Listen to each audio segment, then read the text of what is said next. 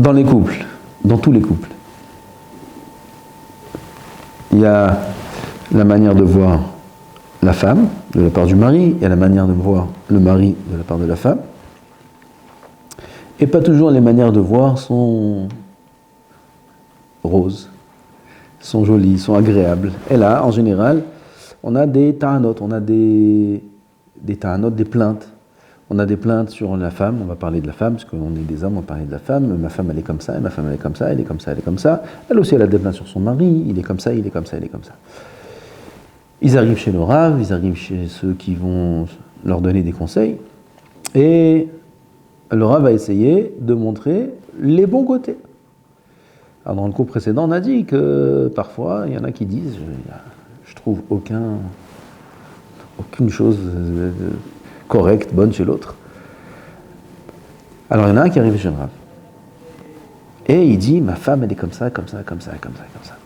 Non, mais elle fait pas aussi... Non, j'ai cherché, je vois rien, et puis s'il y a quelque chose de minime, et puis voilà, il répète les défauts de sa femme sans arrêt. Qu'est-ce qu'on fait dans ce cas-là? Alors dans ce cas-là, on lui parle une première fois, et une deuxième fois, et une troisième fois, une quatrième fois, et s'il faut 10 fois encore. À chaque fois qu'on a terminé de parler, à la fin quand il part, prend un papier, un stylo, et on note les points positifs qu'il a dit sans faire attention. Sans faire attention. Parce qu'on a il parle, et sans faire attention.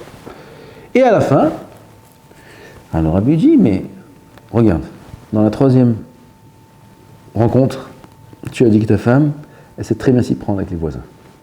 Dans la sixième, tu as dit que ta femme, dans ce cas-là, avec ton fils, elle a su lui parler. Et là, tu lui prends les points et tu lui montres combien, finalement, elle n'est pas si mauvaise. Combien, finalement, elle a, oui, des points positifs. Et c'est dit dans les deux sens. Notre problème, c'est un problème psychologique chez l'homme, c'est que on se focalise sur le mal. Ça nous arrange. Quand on se focalise sur le mal, ça nous arrange, ça nous donne une manière de se protéger et une manière de rendre légitimes nos actions envers le son prochain. Et quand je vois la personne qui est mauvaise, alors j'ai décidé qu'elle est mauvaise, ça ne m'intéresse pas de voir qu'elle est bien.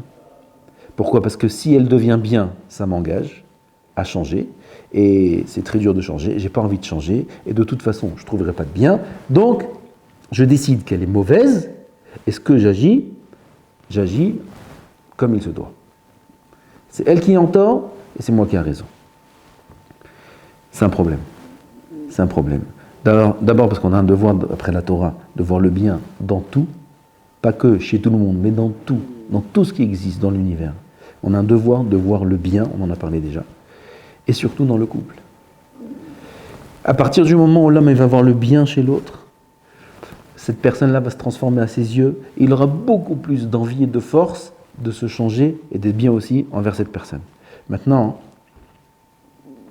ça c'est un problème général dans la vie. Il y a un enfant avec qui on parle, et il y a des enfants qui ont des troubles, et ils ont du mal à parler. Il y a des enfants qui sont hermétiquement fermés. Alors on lui dit à cet enfant-là, écoute, si c'est difficile pour toi de parler, prends une feuille, un papier, et écris-moi. Il y en a chez qui ça marche, il y en a chez qui même ça ne marche pas. Il n'est pas prêt à écrire quoi que ce soit. Aslorav ici dit qu'il a eu affaire à des enfants pareils, et il a donné à certains de ses enfants un conseil, pas ses enfants à lui, certains d'enfants, des enfants avec lesquels il avait ces soins-là et il s'occupait, alors il a donné à ses enfants ce conseil-là, et il leur disait comme ça, tu prends une feuille, un papier et un stylo, et tu t'enfermes, tout seul, que personne ne te voit. Tu écris, et dès que tu as fini d'écrire, tu déchires le papier. Tu ne me le montres ni à moi, ni à personne, ni à toi-même. Tu écris, tu as terminé d'écrire, tu prends la feuille, tu la déchires, tu la jettes à la poubelle. Et voilà, l'enfant, il est sorti du mashber, il est sorti de son problème. Comment ça marche ? Quand le problème est dans notre tête, le problème avec soi-même, le problème qu'on voit chez l'autre, le problème dans la vie, le problème, il ressemble à une montagne. montagne. Et l'homme, il a plus de facilité de faire Yehush que de prendre en main le problème et de vérifier si c'est réellement un problème ou pas. Donc tout de suite, il s'abat. Tout de suite, il baisse les bras. Tout de suite, il dit « j'y arriverai pas ». Pourquoi ? Parce que ce n'est pas mes soudas dans la tête.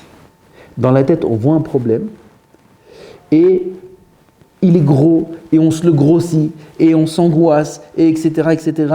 Et on vit dans un monde de dimion, un monde imaginaire. Et parfois, il suffit juste de prendre conscience qu'en vérité, le problème, c'est même pas un problème. Comment ? Alors là, dans ce cas-là de cet enfant, la solution était tout simplement de le mettre à l'écrit. De mettre à l'écrit. Alors c'est, je vis ça et ça et ça et ça, et j'édifie. Et puis on voit que finalement, bon, c'est juste une phrase, c'est juste un mot, c'est juste un petit problème, c'est rien, c'est pas grand-chose. Il raconte, il y avait quelqu'un, il avait un petit appartement, une grande famille, et il avait l'occasion d'acheter l'appartement mitoyen, collé. Donc il suffit d'enlever un mur, et tout d'un coup son appartement il double. Et dans sa tête, il commençait à se projeter et à voir comment il va. Il dit, je vais enlever ce mur. Donc là, je garde le salon double, là, la chambre. Mais comment j'ai accès à cette chambre-là ? J'aurais pas accès à cette chambre, il faut passer par une autre chambre. Alors peut-être il faut casser de ce côté-là, il faut casser de ce côté-là. Et puis tout d'un coup, il a commencé à voir que c'est pas possible, et c'est difficile, et ça lui a enlevé toute l'envie et tout le... Pourquoi ? Il n'arrivait pas à trouver la forme qu'aurait cet appartement quand il sera doublé. Jusqu'à qu'il a décidé de prendre une feuille, un stylo. C'est un exemple très simple, mais très vrai.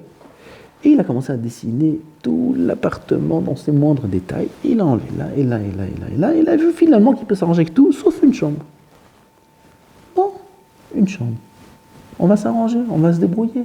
Et là, il a retrouvé toute la simra. Et finalement, il a acheté, il était très content. Ça, c'est dans toute la vie pareil. On a un petit problème. Avec un petit problème, on peut s'arranger, on peut vivre. Mais quand ce petit problème-là, il nous laisse croire que c'est impossible d'arriver à une solution, et ce problème-là, il va tout nous gâcher, Elle a un problème. Oui, elle a un problème, toi aussi tu as des problèmes. Elle a un problème, elle est comme ce problème-là, c'est à nous de décider. Ou c'est lui qui va être dominant, ou c'est lui qui va être mineur.